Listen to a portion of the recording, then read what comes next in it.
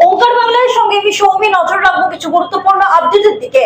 হাওড়ার সভা থেকে গঙ্গা বিহার প্রসঙ্গে মোদীকে খোঁচা মমতা বন্দ্যোপাধ্যায়। যমুনা দূষণের কথা মনে করিয়ে তীব্র আক্রমণ করলেন তিনি।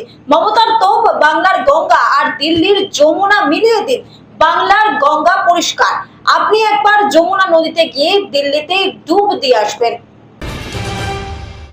যাবতীয় জল্পনার অবসান, শেষ পর্যন্ত বিজেপিতে যোগ দিলেন রাঘব চাড্ডা। খবর, আম আদমি পার্টির আরো 6 নেতা পদশিবিরে যোগ দিয়েছেন।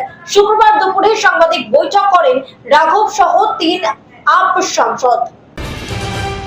যারা বিজেপি করেন তারা মানুষ হিসেবে মোটেও ভালো নন। দ্বিতীয় দফার ভোটের আগে হাওড়ার জগৎবল্লভপুরের সভা থেকে বিজেপিকে এইভাবেই করা আক্রমণ তৃণমূলের সর্বভারতীয় সাধারণ সম্পাদক অভিষেক বন্দ্যোপাধ্যায়ের। এই বিধানসভা কেন্দ্রে তৃণমূল প্রার্থীকে 50,000-এর বেশি ভোটে জেতাতে হবে বলে লক্ষ্যমাত্রা স্থির করে দেন তিনি।